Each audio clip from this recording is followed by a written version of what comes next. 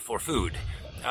So, it's not going out of style. I think it's definitely something that you could get involved in and not worry too much about it going away.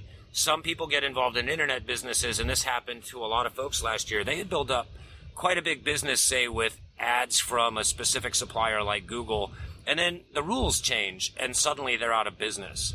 But I don't think this business has that risk. I think you're basically safe to pursue it and start flipping, with one item and see how it goes, see if you like it. Move to 10 items, 1,000 items, or again, focus on that one big item that you need every month to make your income. So a lot of potential here to be tapped and room for everybody, because while you got that artificial leg, there may have been another buyer at that market who bought a stuffed parrot or whatever and sold it online, and you were not really competing with each other. So it's interesting because anyone can do it. Anyone can do it with just about anything. It's not going out of style, and there's a ton of money to be made. I love it. I think it's great. Exactly. So if that's the case, does anybody need anything special or a lot of money to do this right away? I mean, if you were going to start someone out tomorrow, what are the minimum requirements that you would want in a student at Flipper University? No, there's not really you don't have to have a ton of money to start. Like you just said, start out with one item. Start with something that something that you're passionate about. Try to find a deal on it. Try to find it at the flea market. Go there and try to find like you said, you just start out slow until you get more comfortable, till you have more faith in yourself to be able to make a little bit of money. But that's the beauty of this job. I mean, you can start with whatever you want to. You can start as small or as large as you want to. You're taking the risk. But honestly, yeah, that's the beauty of it. It's just amazing to me what can be done. So is there a time of year, like flea markets are kind of seasonal. Of course, the internet is year round. Is there anything you've noticed though about doing this over 20 years that might suggest that, you'll do better at the holidays, or is it something that you can kind of count on to be fairly even throughout the year if you're persistent and consistent with what you do? Yeah, you definitely, if you're consistent, that's one of the big keys that we try to teach. It's all about consistency. If you're consistent with, going to the flea market, thrift stores, you're going to shop to find good deals on stuff. That's the biggest key. I don't think the market changes that much throughout the year. There's always people looking for used items. So, I guess it might depend on whatever your niche is, whatever your passion is, musical instruments, tools, stuff like that. If there is a slow time, but typically I found out that people are always looking for a deal. They're always trying to get the best deal they can on items. And when you have it listed in the right spot, then you'll typically sell it if you're at the right price. Awesome. So we've been talking now for about a half an hour, and we've barely even scratched the surface of what's possible with flipping products for profit and designing your own lifestyle around being a picker, as it were. But I'd like to wrap up with a couple more questions and then some comments and some freebies you've got for us and a link, which will be in the show notes so that people can find out more. But the one thing that I'm curious about the most is, what do you feel is most important? Now, aside from minimum requirements for someone, being able to maybe read a price tag or have $20 in their pocket to buy something with, what do you think is most important? Consistency, we mentioned that, about starting a business like this. And it might be one of those things we already mentioned, but if there's anything else you think is really important for someone to think about or have or know when they launch into this, what would that be? Yeah, we kind of just touched on it, but that is my biggest key is consistency. And kind of a funny side note, I always have friends who want to go to the flea market with me, and want to go and see what's there. And, some weeks I'll go and I won't find anything to buy. But it doesn't stop me. You have to be consistent with what you're doing at anything. So if you're consistent with going to the flea market, consistent with going to some thrift stores or yard sales or something like that, just stay consistent with it, and you definitely will find the deals, and you'll be able to make some money.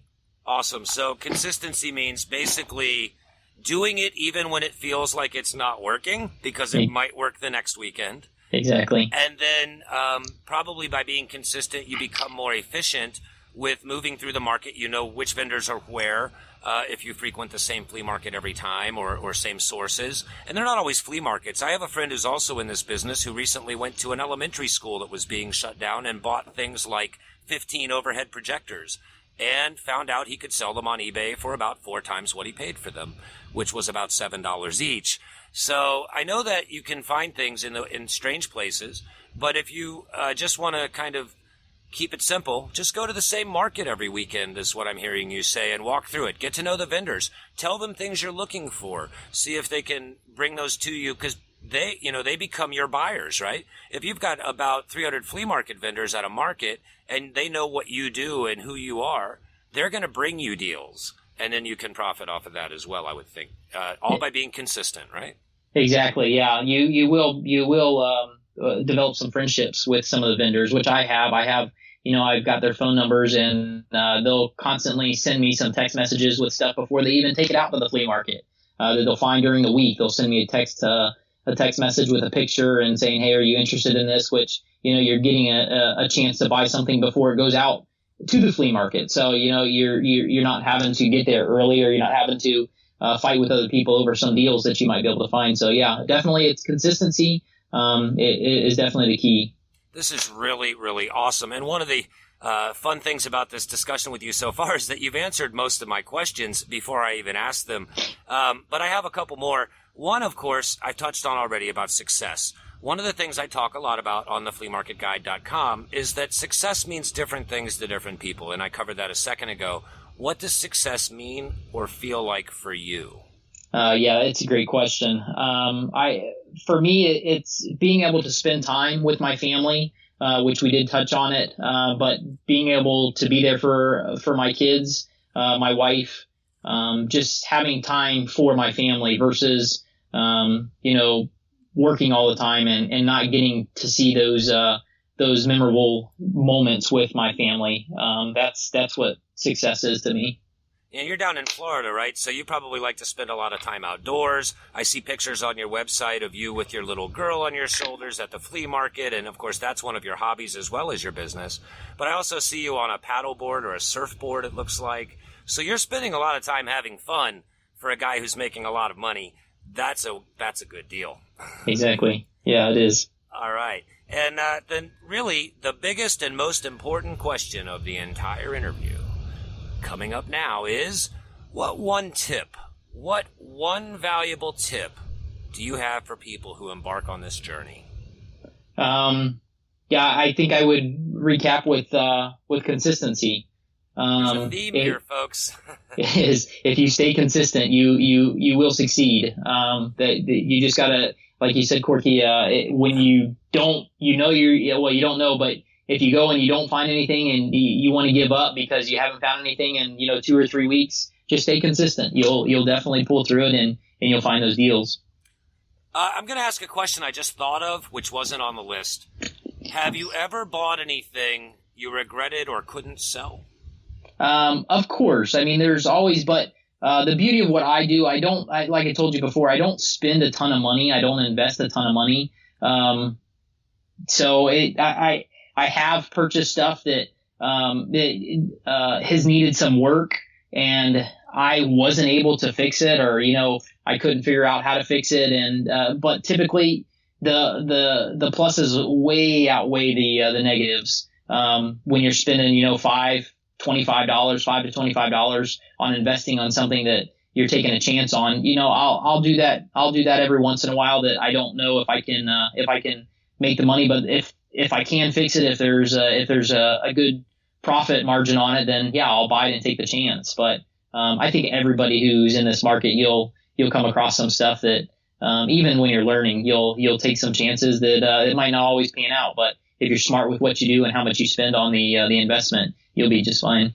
Well, and you can always repurpose things. As a flea market dealer myself of almost 20 years, I've bought things I really couldn't sell for the price I hoped to get, but I've repurposed them or bundled them with other things to make something else more interesting.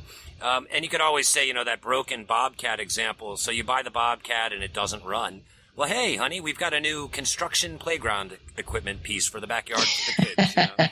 So you can always work something out, or at least blow it out and get a little bit of your money back. So of course, it sounds like that really it's tough to lose unless you just spend way too much on the item in the first place. So exactly.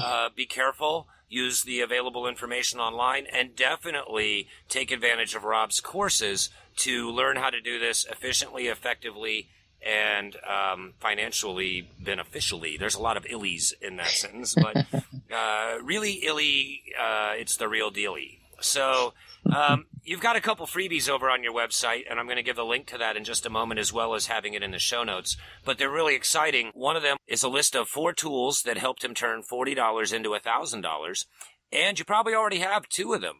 So with just 4 tools, you can turn lunch money or dinner out into $1,000. And you probably already have half of what you need to do it. So be sure to check that out at the link I'll put in the show notes. And also, he lists 5 apps that helped him make an extra $42,000 last year in just 5 to 10 hours a week. And these apps are free. So both of those resources alone are worth the price of admission, which is absolutely nothing, to get 4 tools and 5 apps that'll get you started in this business quickly. And then, if you really want to go to the next level, if you want to become rich, successful, in control of your time, and all of the things that might represent success for you, then you really need to visit the Flea Market University. And you can get there by visiting TheFleaMarketGuide.com/FMFlipper. And there you can get all the information on how to get enrolled in Flipper University and take full advantage of the incredibly helpful and value-packed information, tips, and strategies and tactics that Rob provides at Flipper U, so that you can hit the ground running and get started towards your vision of success and profit in this fascinating and fun and business and lifestyle just as soon as you possibly can. I don't see any reason to wait. I'm excited. I'm going to the flea market on the weekend. I actually work there, but I'm going to spend some time shopping instead of selling this weekend and see what I can find so that I can take advantage of what I've learned during this podcast. And I encourage everyone who really wants to do it and who has, some need for where to get started, or who wants to make sure that they're successful right away, to stop by TheFleaMarketGuide.com/FMFlipper. And that'll take you straight over to Flipper University and Rob's website, where you can find out all about it.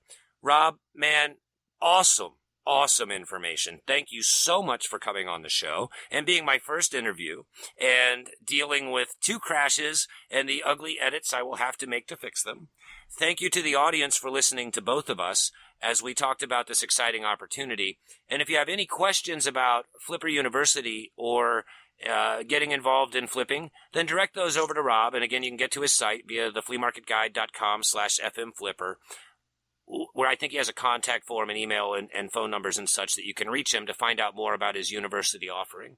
And if you have any questions about this podcast or getting involved in flea market selling and business in general, you can also come over to my website at TheFleaMarketGuide.com, and both of us will do everything we can to help you, because we'd really like to see people get started in their own business and take control of their lifestyles. And I think Rob will agree that there's a lot of opportunity. So Rob, thank you very much. Again, yeah, thank you, Corky. It's been a great interview, and I had a lot of fun with you, and I just appreciate you taking the time to interview me. Awesome. Well, keep in touch with me and let me know about any weird and bizarre artificial limbs or brain transplants or anything you manage to come across. I could definitely be a customer for a brain transplant, and possibly if you find a cryogenically frozen Skype audio engineer who can help me stop crashing during my interviews, buy him and I'll make you an offer. Thanks a ton, Rob, and I hope to talk to you again soon. Thank you. You too. All right. Bye-bye. Hey, I really want to take a moment to thank all of you listeners for using your time to listen to the Flea Market Guide podcast. I'm proud of what we do here, and I'm glad you find it of value. But whether you do or you don't enjoy the show, I'd really appreciate it if you would leave a review for me over at iTunes or wherever you obtain the podcast from. Your rating and review will help me to determine what to do next and how to improve the show. I look forward to bringing more content to you as soon as I can, and I hope to hear from you soon. Thanks a ton. Until next time, I'll see you at the flea market.